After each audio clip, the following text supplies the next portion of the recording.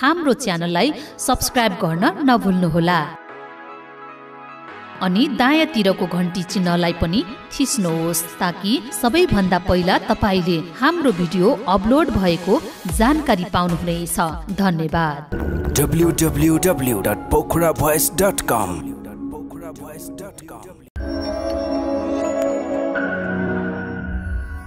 Pokhara Voice presents.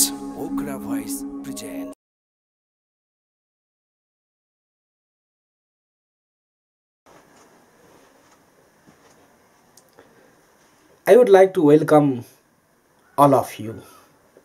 Now, I like to talk with you about the idea of making sentences in future tense. म तपाईहरुसँग future टेन्समा वाक्यहरु कसरी बनाउने। जस्तो आएर भगवानले मलाई मद्दत गर्नुहुनेछ। God will help me. हामी उसको उहाँको प्रार्थना गर्नेछौं। We will worship him. भोलि पानी पर्ला जस्तो छ।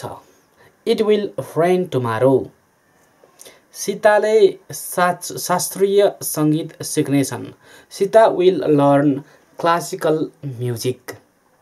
Sita will learn classical music. Ram पार्टीमा नाच्ने छैन। Ram will not dance in the party.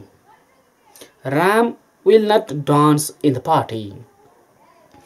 केटाकेटीहरू खेल मैदानमा जाने छैनन्। Children will not go to the playground. ऊ क्रिकेट खेल्ने छ। He will play cricket. तिनीहरूले चिया लिनेछन्। They will take tea. तिमीले उसलाई भेट्ने छौ। You will meet him. के तिनीहरू त्यहाँ जानेछन्?